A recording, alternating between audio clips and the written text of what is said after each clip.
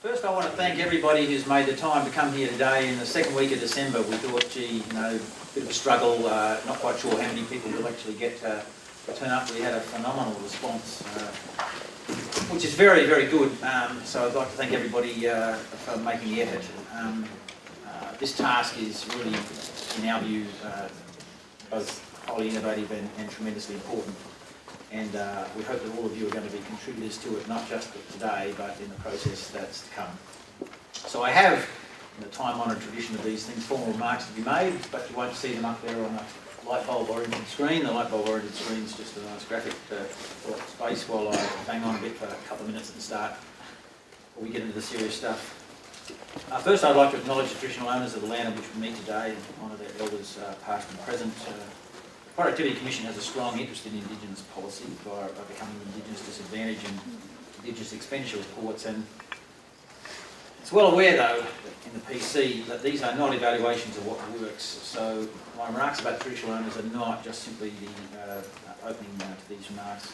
The PC continues a bit of a campaign to encourage a focus by governments on evaluation of Indigenous policy rather than simple reporting. And ultimately, after evaluation, is some response to what works. When the Treasurer asked us to undertake this 5-year productivity review, there was an exchange with him of a kind that has not occurred previously in my time as Chairman, nor I think in all likelihood prior to that. The Treasurer wanted to discuss in detail with us the design of the brief before we received it.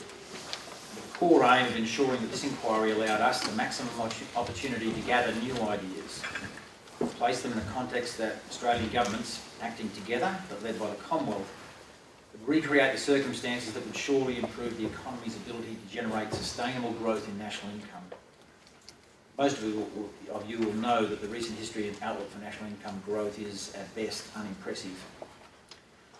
The transition from the resources boom was certainly one motivator for the Treasurer's interest in discussing this task with us, but a broader question, how to apply and sustain the case for effective change in today's public policy environment, is also inherent.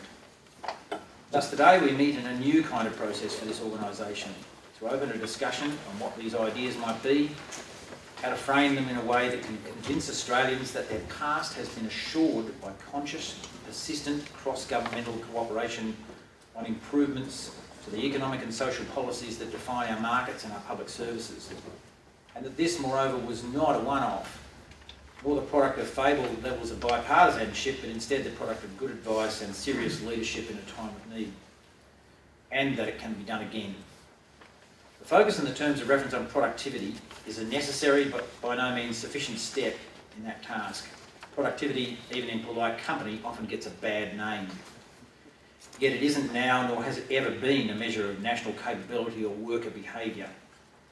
It has also suffered in recent times the same fate as the term microeconomic reform once suffered in its time. A label, as often as not, misapplied as a means to proclaim the innate worthiness of any policy idea or notion, regardless of whether that claim was actually justifiable. So it's important in this process to refine what productivity improvement means. For us, this process will have a clear end in mind: improvements with a capacity to enhance national income growth, or simply prosperity. That's not meant to be growth for growth's sake, nor is it to ignore wider national objectives such as quality of life. It is simply the right standard to use to demonstrate as objectively as information allows what the scope of gains may be from such changes, at what cost for the likely beneficiaries. We will not, in any case, ignore the hard-to-count benefits of new policies such as those that occur in many government-supplied services like health and education.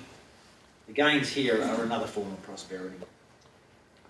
And with that analysis done, around the middle of next year, leadership must then take over to judge the advice that we give and place it in a wider context, such as vital issues around quality of life and how gains may be distributed. But it cannot do this effectively without a strong foundational advice on where lie the greatest opportunities for positive change.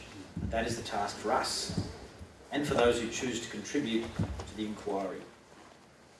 Today we will not produce fully formed solutions, nor can we with absolute confidence even frame all the problems they are meant to solve. Thus, this will be an iterative process of analysis and exchange, and consistent with our normal practice, we're conducting it as far as we can in a public way. But it is ultimately a report to government, and so the product will be released by government at an appropriate time next year. Ultimately, our aim is a practical agenda for all governments to together focus on opportunities for positive change and how to achieve them. The Deputy Chair and I have, in the lead up to today's first public step in this process, sought discussions with all heads of Premiers and Chief Ministers' departments about the participation mechanism for states and territories. And we've spoken to almost all of them now. We have one more to do today. We plan to make this a strongly inclusive process, as states and territories certainly have their part to play. I'm not going to link today's discussion to any of the current issues with business investment or fiscal imbalance or GDP growth that may be popular at particular times in support of reform agendas. Not because they are unimportant, but because structural reform is a perpetual need rather than a one-off response. Thus, this inquiry is to be repeated every 5 years. Nevertheless, in case this leaves any room for doubt, there should be none. The Productivity Commission sees the opportunities that lie in structural reform to be the critical medium-term agenda. Every 5 years, put a time frame on it, any government. So thanks very much for your attention to my short opening remarks. I think I'm now going to leave all of you in the hands of Melinda, who's going to otherwise direct the process and encourage our first round of speakers to entertain you with something more remarkable than what I've just said. Thank you very much.